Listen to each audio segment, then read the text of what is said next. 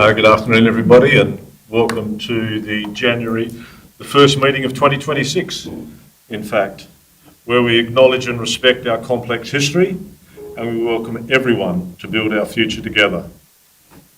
Please note that this meeting is being recorded and published in accordance with the Council's live streaming and recording of public meetings policy. To those present in the gallery today, by attending a public meeting of Council, you are consenting to your image, voice and comments being recorded and published. Anyone who is invited to speak will be recorded, and their voice, image and comments will form part of the live stream and recording. Please note any items that members may wish to declare an interest in during the course of the meeting. I'm sure they'll do it at the appropriate time. Thank you. Item 3, public forum. We have no presentations. That was item 3, public forum. Item 4, petitions and deputations. We welcome Charlotte Edmonds, Executive Officer, Limestone Coast Local Government Association, to provide a regional tourism update. Welcome, Charlotte. Hello. Hello, everyone. Thank you for having me. Sorry, where can I stand? Wherever you feel comfortable or whatever. In front of the flags is fine. Oh, yeah. Thank you for having me back. I think I was here roughly 6 months ago, so I'm just here to give you a bit of a 6-month update now that I've got my feet under the desk and I'm well and truly entrenched in the role. Should I just tell you when to flick? Yeah, let me know. Okay. Otherwise, you won't take over. Put together this little presentation just to keep me on track, but I think perhaps as I'm going through, if there are any questions or comments, just feel free to jump in rather than save them to the end. You might forget. I'd rather just address them as I go. So, I'll give you a bit of context. I'll give you what I've been doing over the 6 months, in particular the Regional Tourism Organisation, and then what I've been doing in the advocacy front. A little bit about financials, and then what I've got planned for the next 6 months. Thank you. So as you all know that I outlined when I was here last time, the LCLGA went through a major restructure where we got rid of all the programs, and the focus has definitely shifted towards that advocacy space. So we went from 6 staff to just myself and then a regional tourism manager who's 3 days a week. So that makes it 1.6 full-time equivalents. And over the last 6 months, I guess I've been resetting the governance agenda to match the new model. And it's been a bit of a test for the budget as well, because we're in kind of uncharted territory as to how this was going to go. And there were still some restructure costs just to factor in. But I've spent a lot of time over the last 6 months building relationships, particularly within the state government and state government departments, given 2026 is the year of a state election. And so that's where kind of the advocacy has been my focus, and that relationship building exercise as well. And I guess just at the bottom there, I've just got a little line there just to reiterate what we stand for and what we hope to be in terms of that advocacy space, to really have a voice for the region as one whole, bringing all the councils together. So as I said, a lot of my focus has been around establishing or re-establishing relationships in a new role, and really sort of explaining to all of these people who we are now as within the new model and what we hope to achieve, and working together in terms of seeking feedback, but also obviously putting our voice forward to them as well to make sure that we're all on the same page. So I've had a lot of meetings with a lot of people, which has been really, I think, instrumental in a two-way back and forth kind of approach. And then obviously, as I alluded to earlier, in the governance, I've re-established or established a lot of new committees. So we're sort of the Audit and Risk Committee lapsed there for a little bit, but that's been re-established. I've got an independent chair now managing that, and we're about to do our budget review too. And the Tourism Transition Committee is all about sort of this transition to tourism, which I'll speak about a bit later, but under the statewide restructure, it's about sort of giving advice to the LCLGA board on how and where we should be going with that. And the Tourism Working Committee that I think Yana or Josie, you sit on that, don't you, with Kate now, with the Regional Tourism Manager, is all about just making sure that both councils and the LCLGA are both on the same page and sharing information. And then if there are any projects that pop up, we can all work together as well. Roads and Transport Working Committee was already underway, but we're doing an update on our Regional Transport Plan, which is the fundamental document we use to advocate for funding from the state government. So that work is underway. Audit and Risk Committee, as I said, has been reinvigorated with a new independent chair. And I've also established an advocacy framework paper, which I think will be sent, has that been sent around to everyone? Yeah. So that just sets out exactly why we advocate, who we advocate to, why, and what for, so that we're all on the same page about how things are being done.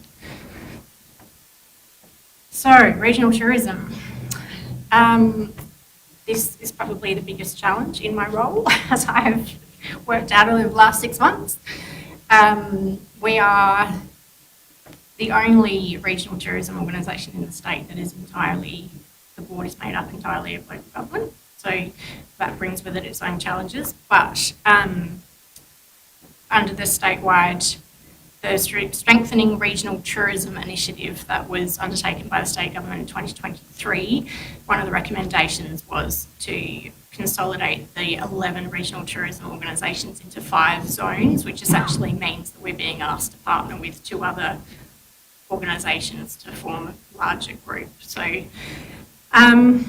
since I met with you last and explained this, obviously the Algal Bloom situation kind of escalated, and Fleurieu Peninsula, who I had been talking to, decided that there was just too much going on in space at the time. So they decided they wanted to take a step back and not sort of re-enter those discussions until summer was over. And so we'll be looking to it. Well, they gave an indicative time frame of possibly April. So, but I've kept up those connections and my relationships there. So hopefully we can pick that back up when summer is over and they can focus more on the task at hand. And then obviously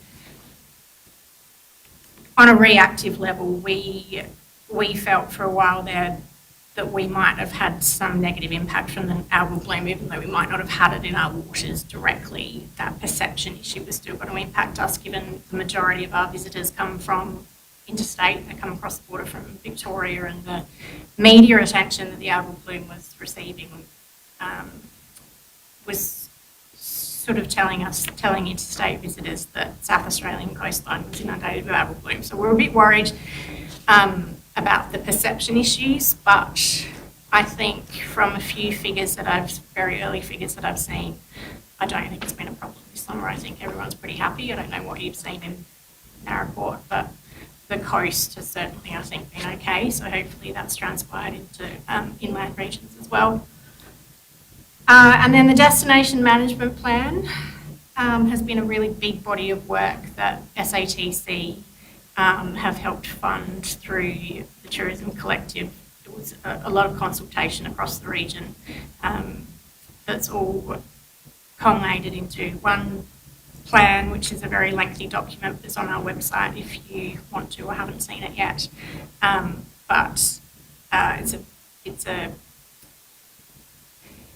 it's a plan that will hopefully take us forward for the next 5 years and prioritise what we should be not just the LCLGA is the RTO, but industry and other partners as well should be doing in the tourism space. And on top of that, I've also been across the border because obviously a lot of our tourism strength comes from those relationships with Victoria, and tourists going back and forth. The border didn't exist, so strengthening those relationships has been really important. And one of the key advocacy pieces I've been working on is that Melbourne to Adelaide touring route, which also coincidentally, well, maybe not coincidentally, but it's also one of the number one priorities in the destination management plan. So it's pretty clear from stakeholder feedback that that's what industry want to see, is stronger connections across the border.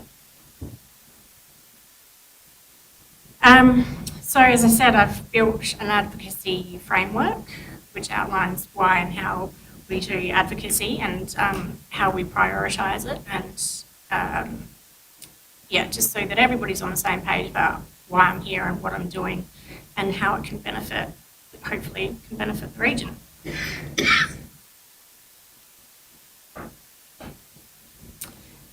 So advocacy framework, as I said, is done.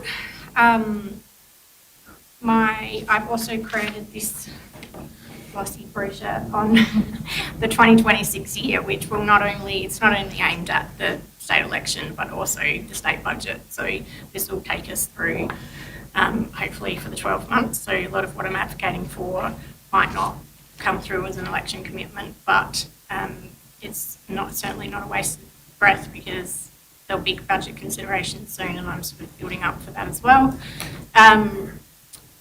So I guess ordinarily what I would have done is the advocacy framework, then the 5-year strategic plan and budget, the annual advocacy plan, and then a glossy like this. But given the timing when I started and the impending state election, I kind of jumped towards this because this was a priority, noting that having worked in state and federal parliaments, I understand that quite often these election commitments are done very early, so I just wanted to get that out the door and start selling my proposals as soon as possible.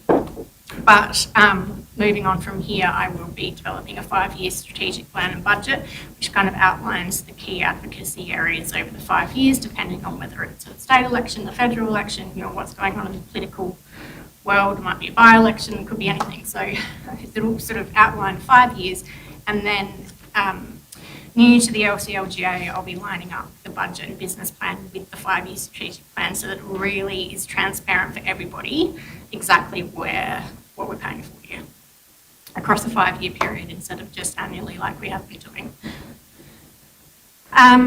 In addition to this, on some of the key advocacy pieces, because there's not a lot of room in here to do very detailed pieces of work, I'll be putting together 1 to 2 page proposals that I can pass to stakeholders, ministers, incumbent candidates, that will just give them a little bit more detail about what exactly we're asking for. Regional transport plan, as I said, there's an update. HDS Engineering Company is doing that now, hopefully working with all the councils very well to update our priorities so that we can ask for state funding when that comes up, and federal funding. Destination management plan is very nearly finished. It's just in final stages of updating now before it goes to design. And then it should be sort of a working document from the new financial year. Regional growth strategy, which was done before I came on board and finalised, that's still very much a piece of work that we don't just want it to sit on the shelf and gather dust. We want to be referring to that all the time and using that as a really key piece of work that we can refer to and sort of seek funding for the individual projects that are on it, and understanding that it was a partnership and that the whole region agrees to it. And then very recently, the Regional Drought Resilience Plan, which I haven't actually updated the board about yet, but we met, so that's RDA, Landscape Board and LCLGA are all partners in this, and we had a workshop just last week, I think, to sort of work out what exactly we were going to go forward in terms of action, because we have the sort of overarching document, but now how do we translate that into meaningful action with the funding that they're giving us. So we workshopped that last week, and hopefully a proposal will be going to the government soon for the funding. Budget. So as I said, restructure has been a bit of a trial and error, and there are a number of things that we had to sort of dip into consolidated revenue for, such as the Sporting Academy, which just needed another 6 months worth of funding. So it's been a bit of trial and error, but I think we're nearly there. We're about to, I've got an audit and risk committee meeting on Friday where we're going to run through budget review 2 with only a very slight change being proposed. And yeah, I guess from that consolidated revenue, we used to hold a minimum of 175k just in case we were to wind up the organisation. But given half of that work's already been done because we've scaled back so significantly, we don't need to hold that much anymore. We could revise it down. Member subscriptions, as you would know, have obviously reduced significantly because of the restructure of the organisation. So moving forward, I'm hoping to put a budget to you and the board that sort of balances the needs for resources to actually make tangible outcomes and achieve things while also not being a burden on council budgets. So that's obviously the aim. If I may just ask a question around the Regional Academy of Sport and, you know, how that's sort of tracking at the moment. Yeah, advocacy space, sure. So I met with the Minister last week, or the week before actually, the 12th it was. I was in Adelaide and I met with the Minister then. I don't think it's going to be an election commitment. I think it's going to go forward through to their budget considerations, but I mean, she loves the idea of it, so it's just a matter of continuing to reiterate the benefits that it brings to the community and also how it can benefit from the entire regional South Australia as well. Like, you know, if they can see the benefit of what we do here in the Limestone Coast and use that as an example of how that can be cut and pasted in other regions, I think it's a really positive thing. I also know Regional Academy of Sport, some of their leadership is coming over from New South Wales in the second week of February. And I did tell them to reach out to you all separately as well, so hopefully they've done that. But I'll certainly be meeting with them when they come over, and I know that I'm helping them meet with the Minister again as well. So I think we're on the right track. I just don't think it's going to, I don't think we're going to get an outcome quite as quickly as we thought in terms of some sort of election commitment. Because that may have, I mean, that may well have an effect on the budgets of local governments at LCLGA. Yeah, well, yes, probably more so individual councils than LCLGA, I would imagine. Yeah, but they've also got a grant application in as well for a grant from the Office of Rec and Sport, which we wrote a letter of support for. So, and I'm just questioning the timing on that because when I asked the Minister, I'm not sure that we'll have an outcome on that particular grant before they go into caretaker mode, which is frustrating.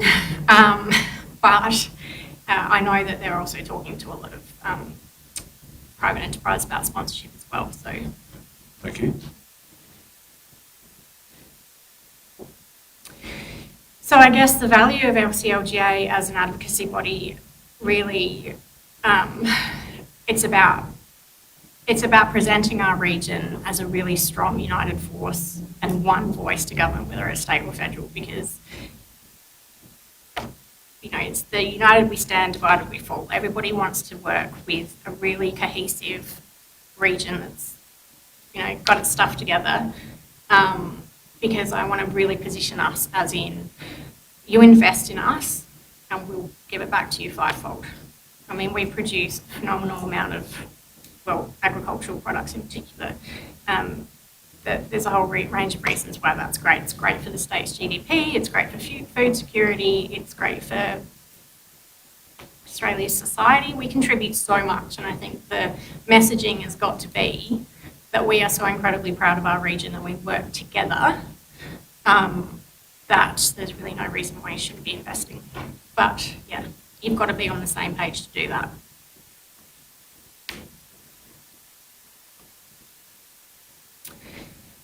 So, regional growth strategy, again, by working together, we can achieve outcomes. So the regional connective trail strategy I've got out for tender at the moment. So anyone who's familiar with the regional growth strategy will know that that came forward as a priority piece of work that we should be doing together as an RDA and an LCLGA to really expand those regional trails within councils, but also connect them up so that we present a really attractive offering for visitors as a region as well, in addition to the community benefits that it brings you and your ratepayers. So I'm working on that at the moment, and hopefully I think the deadline I put is the 12th of February to get expressions in, so we'll go from there. Destination management plan. So I am holding a workshop with the LCLGA board early February just to nut out what's been identified in this plan and what it is that we, if anything, the LCLGA want to invest to progress on behalf of councils. Because as I said, there's a lot of stakeholders listed in this plan. It's not all on councils, but there are a number of things that have the lead organisation listed as either the RTO or the LCLGA. So that strategic workshop is really about nutting out where we're going with tourism and what, if anything, we want to invest in. Regional transport plan, as I said, it's a really important piece of work that shows where strategically what's important as a region for our economy. So what's going to increase productivity and efficiency, what's going to give a boost to our tourism industry, and obviously, thirdly, what's really important for community road safety and that sort of thing. So by putting forward a plan as a region rather than individual councils, again, it just feeds into that same messaging that we are thinking as a region, not just individuals, and we all support each other in what is economically important, particularly because of the high value of agricultural produce that we need to get to port or to market. And the advocacy priorities in documents like so can really influence policy change if you're going to government to ask as one voice rather than individuals. So that's another key piece of value that we bring. And sorry, I think and submissions and feedback to government agencies or Senate committees, etc. Again, advocating as one regional voice what's important to the region, for example, regional airport. You know, that's really important, I think, to show that we're all on the same page and that we value certain key pieces of infrastructure or programs. Narraport Caves is another one that you've got the whole of the LCLGA on board with how important Narraport Caves is to our tourism industry. So that can only boost the chances of getting some funding. Delivery partners, I'm obviously, as an LCLGA, it's a lot easier for a delivery partner to work with one organisation rather than 6 or 7 separate ones. And also just the cooperation and knowledge sharing networks. I find that a lot of so for example, the regional transport, roads and transport committee, when we meet, a lot of the time we have an agenda, but just to sit back and listen to all of your managers talk to each other and share that information is, I think, really invaluable, whether we're producing something at the end of it or not. Just that knowledge sharing is really important, and that translates across everything we do, not just that one committee. So, I've probably already run through a lot of this. This is my to-do list for the next 6 months. I'm continuing on the advocacy. A lot of the things, as I said, might not be announced before the election, but I'll continue into the state budget process.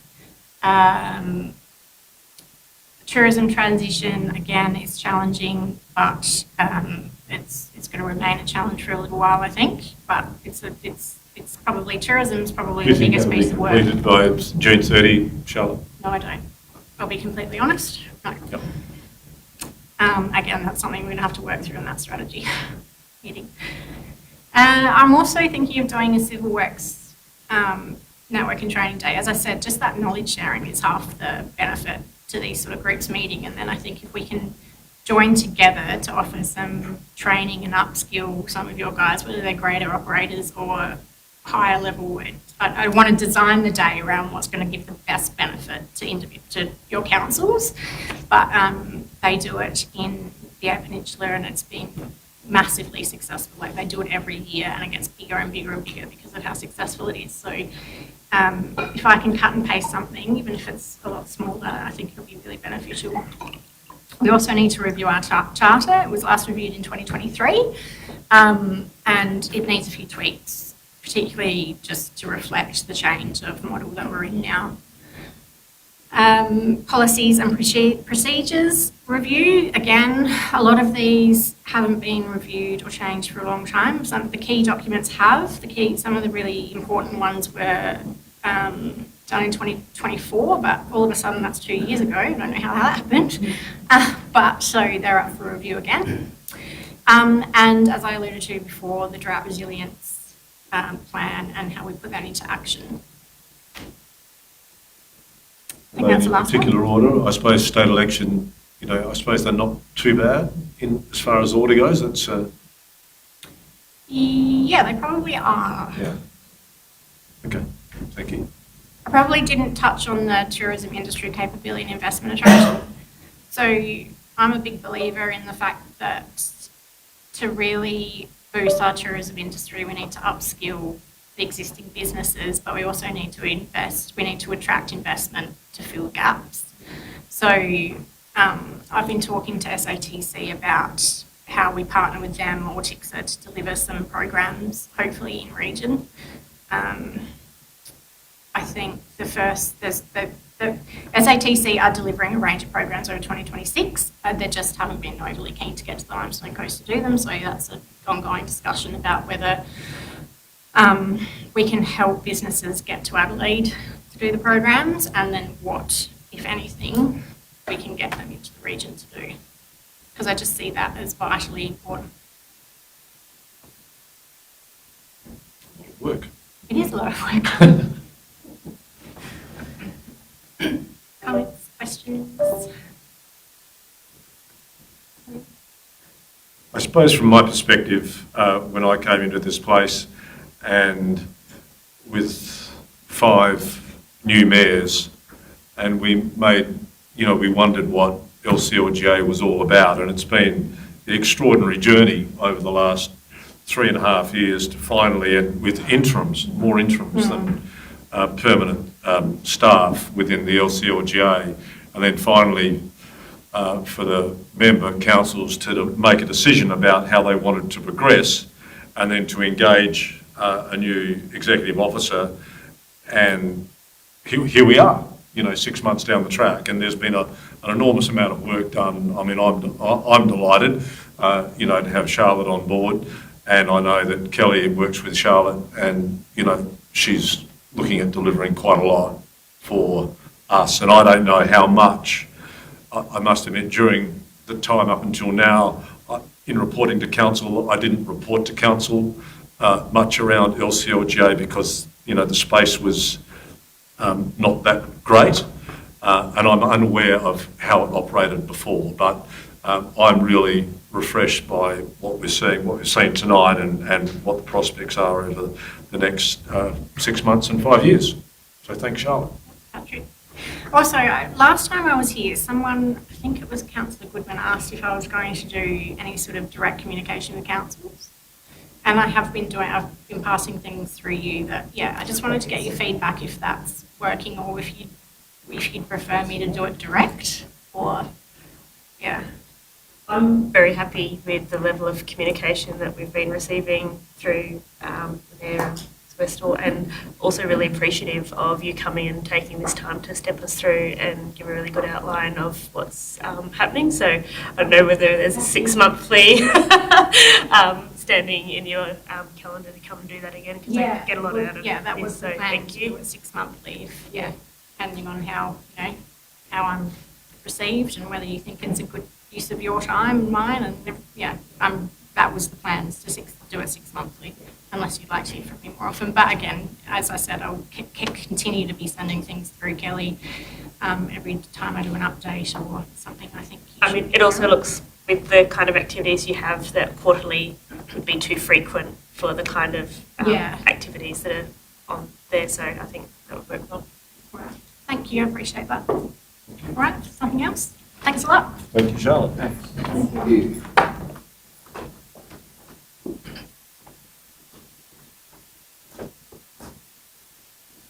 Item 5, confirmation of council minutes. Would someone like to move that the minutes of 16 December are an accurate record of the proceedings? Councillor Goodman and Councillor Ireland. All those in favour? Carried. Thank you. There are no matters laid on the table. My mayoral report. I'd ask for a seconder for my mayoral report. Councillor Turner, thank you. All those in favour? I'm happy to take any questions. It was a fairly brief report. There wasn't, during the period between the 16th of December and when we get to write report, luckily we're on vacation. Pretty much. Elected members' reports, we have received none. Item 9, Chief Executive Officer, Kelly. Now that Charlotte's left.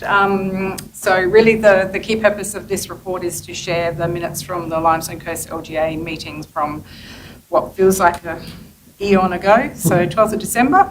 I think most of this information around the advocacy and the drought support, Charlotte's already shared with you, so I won't talk any more about that. And yes, for the recommendation.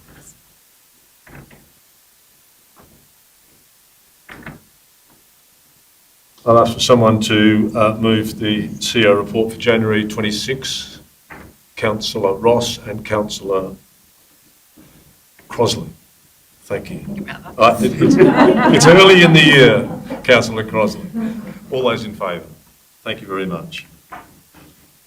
Key projects. Mr. Steed, is it? It's all of us. It's all of us. We'll take questions. Oh, we'll take questions? Excellent. Are there any questions that anyone would like to propose to the team? In that case, I'll ask Mr. Steed how it's going, beyond the report. Yeah, we're progressing well. The planned replacement programme is very much on track. We've just got the truck and trailers that are due in April, May. I suspect to be sort of more May time. So that's really pleasing to be able to get some plant delivered within the same financial year it being ordered, given the last 4 to 5 years of that programme. Resheet works are continuing as planned. We've had to hold works with a couple of hot days and the weather conditions, which everybody will appreciate. But yeah, we're tracking along okay. On schedule? Yeah, probably a couple of weeks behind, but we're getting there. And the bitumen on diagonal, is that? Those works have commenced. They commenced about 2 weeks ago. So, yeah, no problem at all. They're tracking really well. Excellent. Thank you, Mr. Steed. Councillor Ireland. Thank you, Mayor Ross. Sorry, Mr. Steed, for putting you on the spot, but could you perhaps, is there any advancement in, any progress in the Maramborough Lane damage that was done by DID back, perhaps we're talking before Christmas, 6 weeks ago? Please.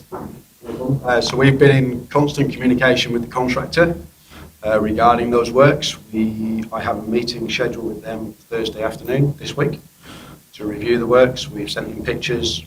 There's no disputes. They are going to conduct the repairs. It's just around the timing. We've sort of missed each other the last couple of weeks with leave and holidays and bits and pieces. So that meeting is scheduled for Thursday on site for us to have a look at those works and programme them for you. Councillor Ireland. Thanks, Mr. Steed. Councillor Maguire. Through the chair, it's Rob as well. I have asked a couple of times with the drainage reports. Can you just let us know where we're up to with that? Is it going to be a presentation to council on where we're at with the contractor? Is this the Caves Valley drainage report? Yes. Through you, Mayor, we do have a copy of the contractor's information, so that was left Daniel left that with me. So I'm just working through that, but it's a hefty report and it will take some discussion and briefing before that comes to a council meeting. So we were intending to put it up to the next SAT meeting, but given the volume of things we have going to that meeting, we decided it'd be better just to park that one and do a little bit more work to understand what that report is telling us. Yeah, my only concern was just budget time, if we needed to get something into the budget. Yeah, we'll That's all. definitely have it ready for some budget consideration. Thank you. Any further questions? Mrs Edmonds. Thank you, Mayor Ross. As elected members will see, it's one of our quarterly reports and nothing further to add, but happy to take questions. Mrs Edmonds, how do you feel the non-payment of rates are tracking for this time of the year? So just on looking at the summary, we're comparing the quarters. It hasn't done a lot of movement between. I was talking to our rates officer, Jody, this morning. It is something we're going to sit down and delve into a bit further. The overdue notices sent amount is fairly substantial, so it's time to sort of have a bit of a closer inspection. We are thorough in terms of sending out notices and the likes. I think at this time of the year they tend to be put in a pile and not necessarily taken notice of, but yeah. In terms of the likes of the drought support, in summary, we didn't see a lot of requests, so that was good. It was good that we had the facility available and good that we found there weren't too many that needed to take it up, so it's probably the repeat offenders. Thank you, Mrs Edmonds. And certainly in other jurisdictions, it's been, quite popular. Yes, yeah. No, it's good. Any other questions further questions of Mrs Edmonds? There being none. Thank you. Level 2. Me again. Annual business report, plan, budgeting, timeline. Thank you, Self-explanatory? Mayor Ross. Yes, very self-explanatory, very similar to last year's process. Management have started looking at operational budgets already. They've had them for a few weeks, so they've been good discussions. Just for context, each manager meets with Kelly to review operational lines, line by line, so we're confident that we take a thorough approach each year as we find it. So happy to take any questions about any of the timeline too. Thank you. No questions. Item 12. Right, any. Item 13, reports for decision, resolution register. Thank you, Mayor Ross. Nothing further to update from the report, but happy to answer any Thank questions. you very much. Mayor Ross, can I have one Yes. question? Yes. Regarding item 13.3, which is our former library site, we've obviously mentioned there in the notes about the switchboard being reconnected once approval from SA Power Networks. Has that happened? I've just had some inquiries from local food vendors to what power's going to be available if we're going to do the food truck thing. So I just thought I'd ask if the power's there and when it is, what we've got available. Thank you. Thank you, Councillor Crosing. No, the power hasn't been connected yet. We've engaged SA Power Networks to undertake the connection on around about the 25th of February, so it will happen after that date pretty quickly, and we'll advise food vending bans after that. Excellent. Any other questions on the resolution register? I notice there's a bit of work to still happen that's sitting on the register. Hopefully clear some of that. Thank you, Mrs Collins. 13.2, policy. Oh, okay. Would someone like to move that that's recommended? Councillor Crosling. Seconder, please, Councillor Goodman. All those in favour? Carried. Thank you. Thank you, Yana. 13.2, policy reviews. Thank you, Mayor. Thank So you. there are two policies that were due for review. They are attached to the report and the changes are fairly immaterial. So council may have considered these already at some point. And yeah, happy to take any questions about those two policies. Sorry, one is CFS support and one is around customer service and complaints handling. Councillor Maguire. Happy to move the first motion, thank you, Mayor. First motion. Seconder, Councillor Crosling. Any questions? Everyone's read that. All those in favour? Carried. Thank you very much. Customer service and complaint handling policy as attached. Councillor Maguire, Councillor Crosling second. Do you wish to speak? All those in favour? Thank you very much. Carried. 13.3, land lease renewal, Memorial Park Lands, Naracoorte Rangers Baseball Club. Mrs Edmonds. Thank you, Mayor Ross. The report is fairly self-explanatory. As just, it's probably worth noting, the lease extension is looking at a term of 5 years, so therefore no public consultation has to happen. The baseball club are happy with that and hoping that council are happy to endorse the renewal of the lease. And this will go to public consultation? No. Did you say? No, no. That's right. Okay.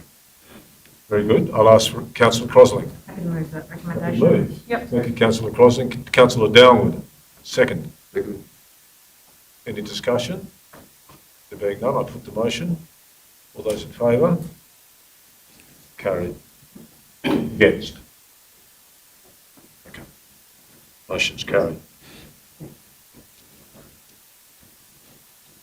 Item 13.4, Francis Public Conveniences.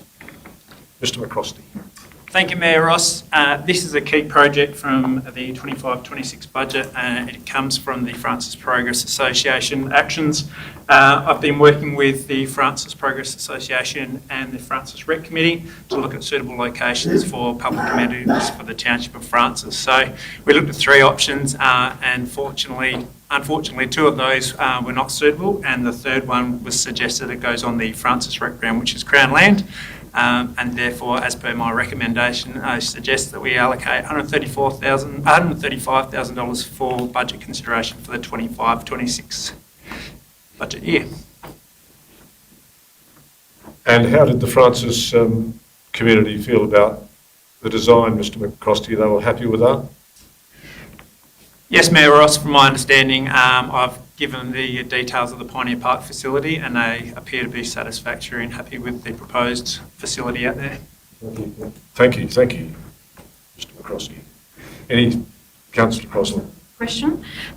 In your report, it mentions the maintenance of the facility, the cleaning. The current toilets that are out there, who cleans those? Is that council or does someone out of the rec committee do that?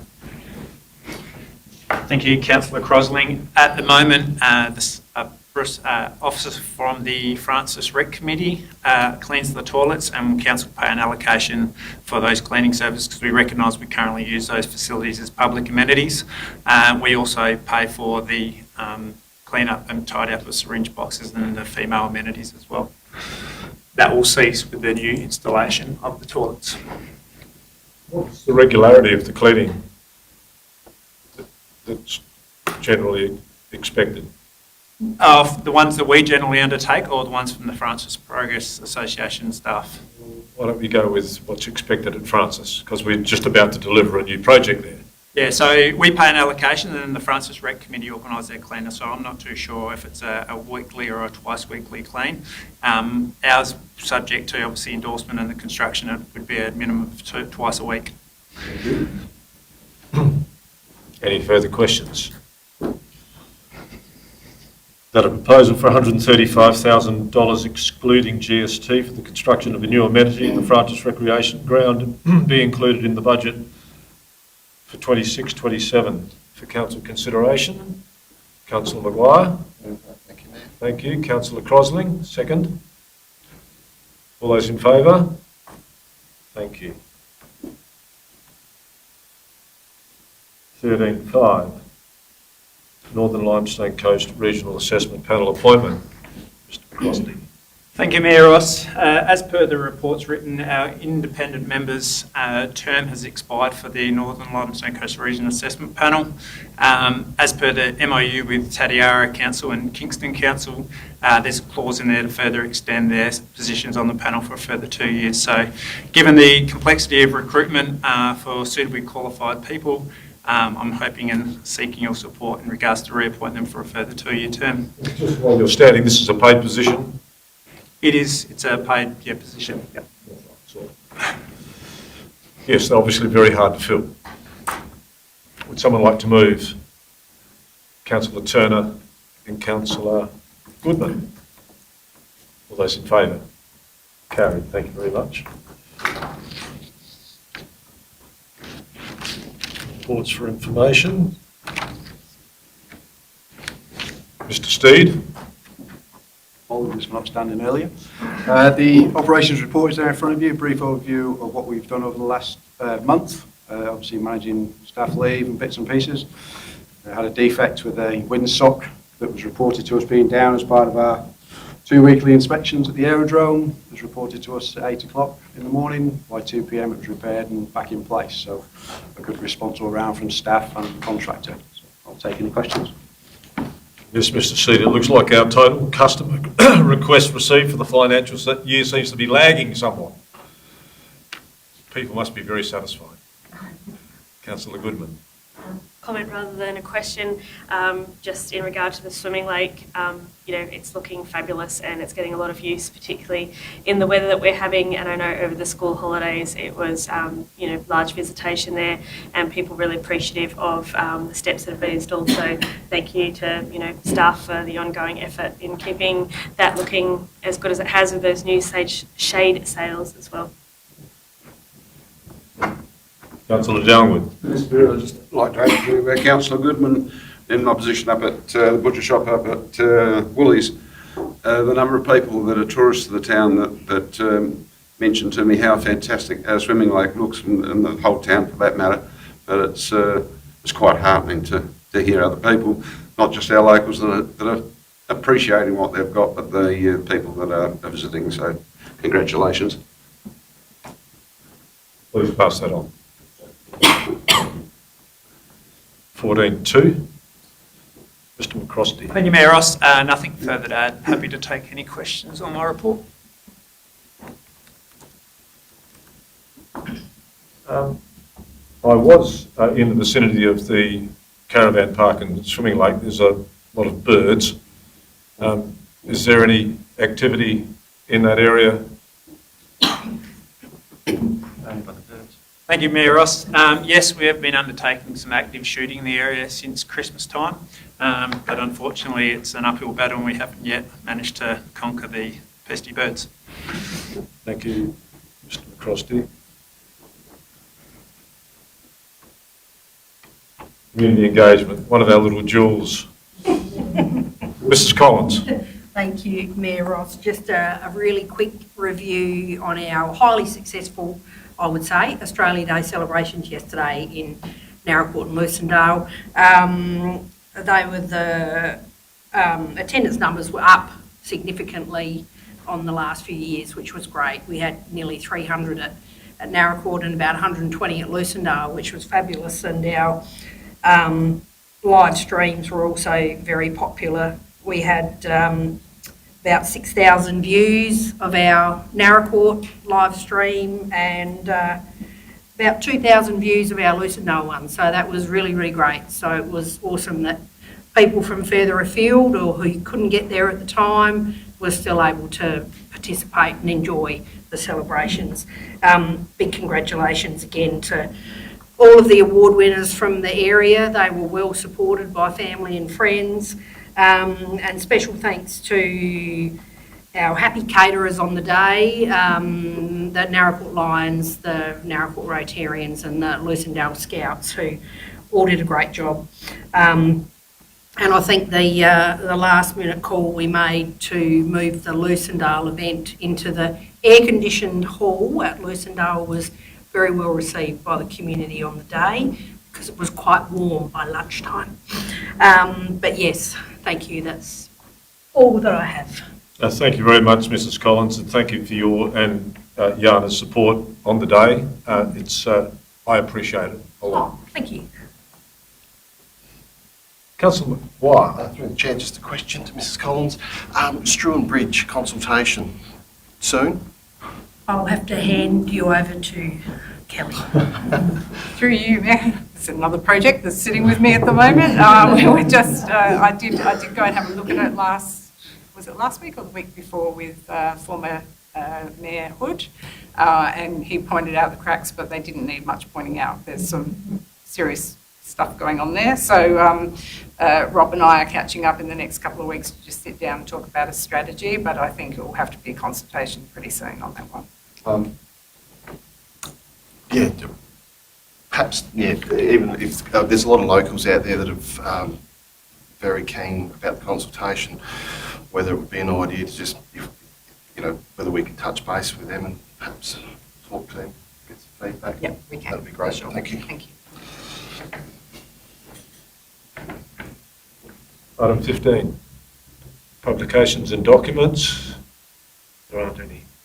16, questions with notice. I haven't received any. 17, motions with notice. Councillor Maguire, 17.1. Councillor Maguire. Thank you, Mayor. I'll just read this out for the sake of people watching. I've been asked that council be a voice for our community on the fuel prices currently in Naracoorte. So with the cost of living so high and the average fuel in Naracoorte could be anywhere from $30 to $40 more expensive to fuel than surrounding towns or Adelaide. So the motion I have in place, and if I read the motion and then just briefly speak to it now, that the council writes to the fuel companies operating in Naracoorte, asking why it appears the town has a much higher fuel price than Adelaide and surrounding towns in the southeast, and also writes to the ACCC expressing concern about these high fuel prices with responses to be provided to the community. I understand this motion might not change the circumstances, but as representatives of our community, we have to be their voice. While most of Naracoorte's fuel distributors seem to be stuck on the same dollar value per litre of $1.89.9, it's like we're in the time zone. We need to ask why there is no competition or little to no variance in the pricing around town. While the cost of living is so high and people are paying up to $30 to $40 a litre more, 30 to 40 $30 to $40 per 100 litres, I yeah, per 100 litres per tank, I do apologise. The variance can be that high. So for example, Castro in Kilburn, unleaded, late this month is $1.48.7 a litre compared to $1.89.9 a litre here. That's 41.2 cents. So we need to ask why. That's a lot. I know clients that I look after are going without cooling and heating at the moment. An elderly lady went from $360 to $400 for a 3-bedroom asbestos house. I know this is irrelevant, but it's just painting the picture of why this is important. Single mother of 2 that I mow lawns for couldn't get a house. The only one available is $500 a week. So a 3-bedroom house. So a single mother, 2 children is rental. Okay. Cost of living is through the roof. If you put the price of vegetables and groceries on top of that, and then why in Naracoorte are we paying $30 to $40 a litre, a tank, more to fill up than the rest? It seems unacceptable. Is there a reason? A lot of the surveys might come up with reasons saying, you can use your REA card and get 10 cents off per litre. But at the end of the day, the people that really need these lower fuel costs can't afford REA cards. We need to be looking after everybody, and I just find that a bit of a cop-out to say, bring in your Coles docket. Higher prices also mean people drive through Naracoorte, so the other businesses do suffer within our township. The only thing I'd like to add to this, although I want to keep this debate going, and it's been on social media quite a bit lately, that the staff at these facilities are not a target. They're just working there, and we should just keep it to the question around fuel prices. No, I don't want. Employed there. Yes, I don't want. What I want to say, Mayor, is I certainly don't want to create where people are going into the staff and complaining to the staff and being unreasonable to the staff. That is the point I'm trying to make. They are just working for the companies. So I'll leave it at that. There's my motion. Thank you. Thank you. Thank you, Councillor. No, thank you, Mayor. A seconder? I'm second, but no, so speak to it. Okay. Councillor Crosling, second, and speak. Thank you. I absolutely support this motion. I think it is council's wheelhouse to obviously advocate for our community around fuel prices. But I just want to make people aware at home, and I've had a couple of conversations in the community when people have come and asked me my thoughts. As a council, we obviously can't change the fuel prices, but I'm happy that we can advocate, absolutely. But there was over 150 comments or something on social media. I really want people to go to the ACCC website. They can't obviously tell people what to set their fuel prices to, but on their website it clearly says that they will investigate the issue further and they may take action if we think fuel retailers have broken competition and consumer law. So I understand everyone's frustration, but if even a quarter of those people that are get on social media and write a comment, jump on the ACCC website, do a complaint, it takes less than 10 minutes. If they end up getting inundated with complaints, and obviously we will advocate as well on behalf of the community, then the ACCC at least has to look at it. It puts Naracoorte on the map of them. They monitor obviously fuel prices all across Australia. I think they monitor about 190 regional sites across Australia. And like they say, they can't set or control the fuel prices, they don't regulate the fuel industry, but they obviously have the levers to pull to be able to investigate further. So I would, anyone listening to this, anyone in the community, let them know to jump on the ACCC website, do a complaint, and the more people we can get, obviously, the more it puts Naracoorte on their radar. Thank you, Councillor Crosling. That is very good advice. And I would hope that the link to those websites would be available, perhaps somewhere else. Councillor Downwood. Yeah, Mr. Mayor, I'd speak to the motion as well. That's quite interesting. There's a 30-cent difference between Naracoorte and the Mount, and that Naracoorte is the dearest in the region. Point people towards using Petrol Spy on the app, and just checking prices out when they're moving around. I'm not expecting people in Naracoorte to drive to Mount Gambier for 30 bucks off 100 litres. But what it does encourage them to do is to go down there and do their other monthly shopping or fortnightly shopping or whatever while they're there, which takes the distance away from this community. So, I'd also advocate for people to check out the ACCC and put pressure on. Thank you, Councillor Good. Downwood. Thank you. Thank you. All over the place today. Councillor Turner. Thank you, Ross. I'd like to congratulate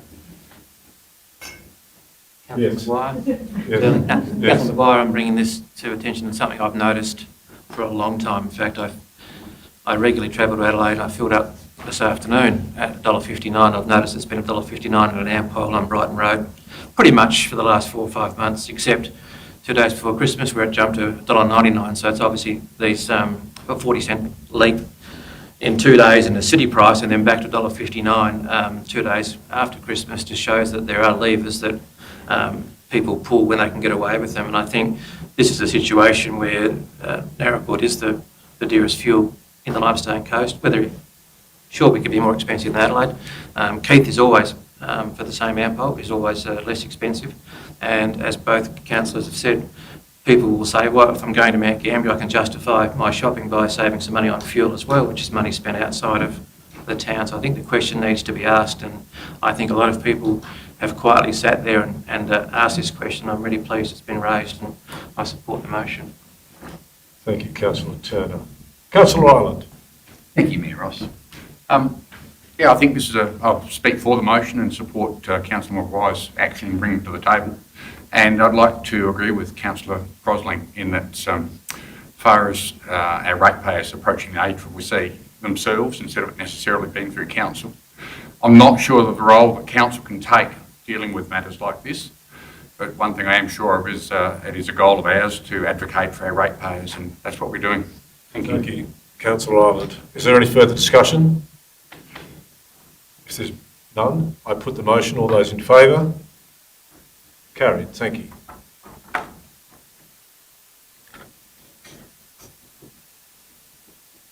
Questions without notice. There are none. 19, motions without notice. I don't have any. There's no matters to be considered in confidence. And